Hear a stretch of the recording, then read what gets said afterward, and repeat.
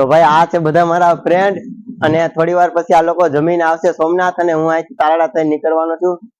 બોલો સોમનાથ દાદાની જય. મેલડી માની જય. અહીંથી મંદિરેથી નીકળું છું એકલો અને મારા બધા પરિવાર લોકો એ સોમનાથ મંદિર આવશે તો 2 કલાકમાં સોમનાથ મંદિરે પહોંચી જાઉં. અત્યારે હું પહોંચી ગયો છું સોમનાથ ગેટ ઉપર. ના છે સોમનાથનો રસ્તો.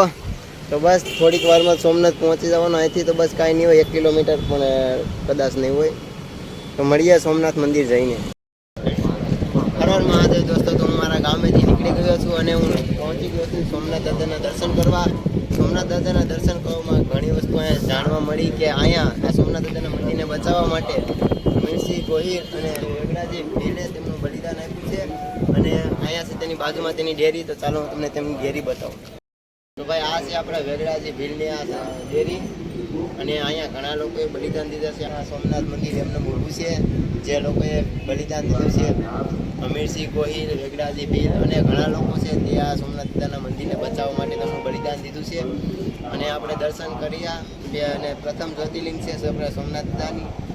અને અહીંયાથી આપણે નીકળશું હવે આપણે સંપૂર્ણ ભારત યાત્રા ઉપર. તો વિડીયોમાં બનાવી દો. મારી પૂરી જર્ની જોવા માટે યુટ્યુબ, ઇન્સ્ટાગ્રામ, ફેસબુકમાં લાઇક, ફોલો અને સબસ્ક્રાઈબ કરો અને સપોર્ટ કરો. અને મારા મમ્મી પપ્પા, પરિવાર લોકો, મારા ગામના પરિવાર લોકો, બહુ બધાનો ખાસ કરીને બધાનો આભાર કે આ ભારત યાત્રામાં મને સપોર્ટ કરો છો. અને જલ્દીથી આ ભારત યાત્રા પૂરી કરીશ અને ગામનું નામ, પરિવારનું નામ, સમાજનું નામ, ગુજરાતનું નામ અને આપણી દેશની સંસ્કૃતિને જાગૃત કરીશ. અને જય હિન્દ, જય સોમનાથ. હેલો મિત્રો, કેમ છો? મજામાં? આશા કરું છું કે બધા મજામાં જઈશો. અમારો ગૌરવ ગીરનું ગૌરવ એટલે કે ભાવેશભાઈ સાખટ અને કોળી સમાજનું મોંઘું રતન છે. એ ભાઈ ઓલ ઇન્ડિયા ટ્રાવેલ સાયકલ લઈને કરી રહ્યા છે. તો આપ બધા એને સપોર્ટ કરો, આગળ વધે. એમાં મહાદેવ, સોમનાથ મહાદેવ એની એવી શક્તિ આપે.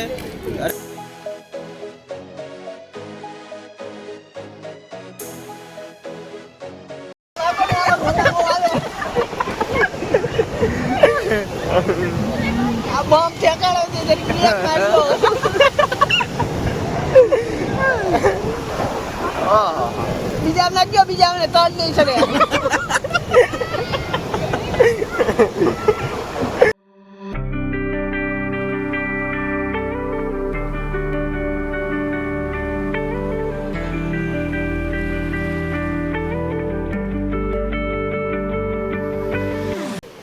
હર હર મહાદેવ દોસ્તો, ગુડ મોર્નિંગ. તો અને સોમનાથ રોકાવાનો છું અને સોમનાથથી અત્યારે મહાદેવના દર્શન કરીને અહીંથી નીકળવાનો છું.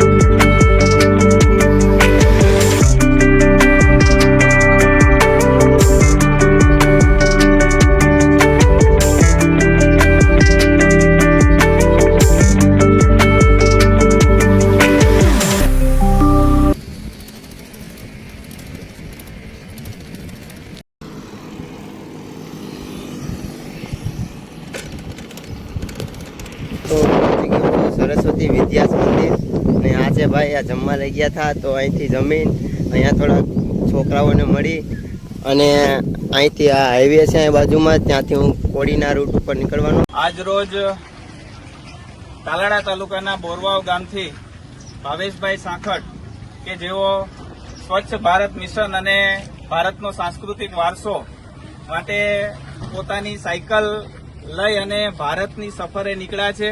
અંદાજિત 2 વર્ષ સુધી તેઓ અલગ અલગ રાજ્યોમાં, ગુજરાતથી શરૂઆત કરી છે, પછી મહારાષ્ટ્ર, એમ આગળના રાજ્યોમાં એ ધાર્મિક સ્થળોએ દર્શન કરી અને ધાર્મિક સ્થળોએ કચરો ન ફેંકવો અને સ્વચ્છતા જાળવવી એ મિશનમાં એ આગળ વધી રહ્યા છે. તો આપણે અહીંયા સરસ્વતી વિદ્યા મંદિર હાઈસ્કૂલ ગોરખમઢીથી તેઓ સારી આશાએ અને ભગવાન સોમનાથ એમનું સારું તંદુરસ્તી આપે અને યાત્રા સફળતાથી પૂર્ણ કરે એ સાથે અમે અહીંયાથી ભાવેશભાઈને વિદાય એ લઈ રહ્યા છે અને એઓ ભારતના પ્રવાસે જઈ રહ્યા છે. તો ભાવેશભાઈ થોડાક શબ્દો કહેશે. જય સોમનાથ. તો મારું નામ છે ભાવેશ સાખટ અને હું ભારતની સંપૂર્ણ યાત્રા કરવા જાઉં છું અને આપણા ભારતની સંસ્કૃતિ અને સ્વચ્છ ભારત અભિયાનનો સંદેશ દેવા માંગુ છું. જેમ કે આપણે મંદિર છે, કોઈ બી સારી સંસ્થા છે, ટૂર ઉપર જઈએ છીએ ઘણા લોકો, તો જ્યાં ત્યાં કચરો નાખી દેશે તો તે કચરો ના કરવો. અને આપણી સંસ્કૃતિ છે, કોઈ ગામ છે કે આપણે કઈ બી સિટીએ જાય છે તો આપણી સંસ્કૃતિને જાળવો. કેમ કે આપણી સંસ્કૃતિ આપણા દેશ માટે જરૂરી છે.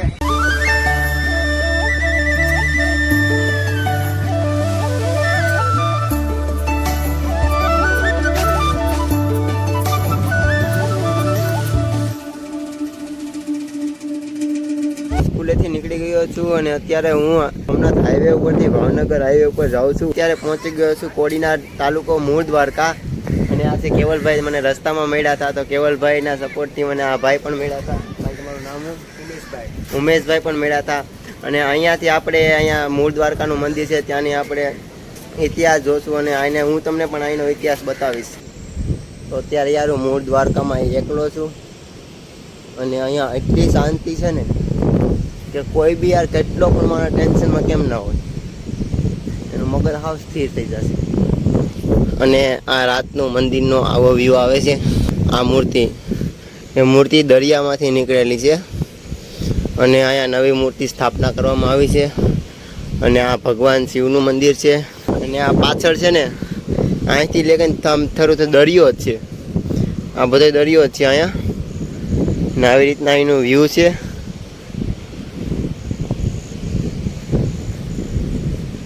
આ વ્યૂ છે અહીંનું. અને અહીંના લોકો પણ બહુ જ સારા છે. જેટલા પણ લોકો આ ગામમાં મને મળ્યા ને બધા યાર પ્રેમથી વાત કરવા. અને દ્વારકા અહીંયા આરતી ઉતરી ગઈ છે ને, અને મને આ આર્મીમાં અત્યારે ટ્રેનિંગ કરે છે અને મહાદેવને પ્રાર્થના કરું છું કે આ બધા આર્મીમાં આવી જાય. મંદિરે બેઠો હતો ને તો કેવલભાઈ ને ઉમેશભાઈ મારા માટે એટલું બધું ખાવાનું લઈ આવ્યા. મૂળ દ્વારકામાં કેવલભાઈ ને ઉમેશભાઈને પર્સનલી થઈ ગયું. ખાવાનું તો વધારે લેવા છે, તો જે વધ્યું છે ને એ નાખી નહીં દઉં, કૂતરાને આપી દઉં છું.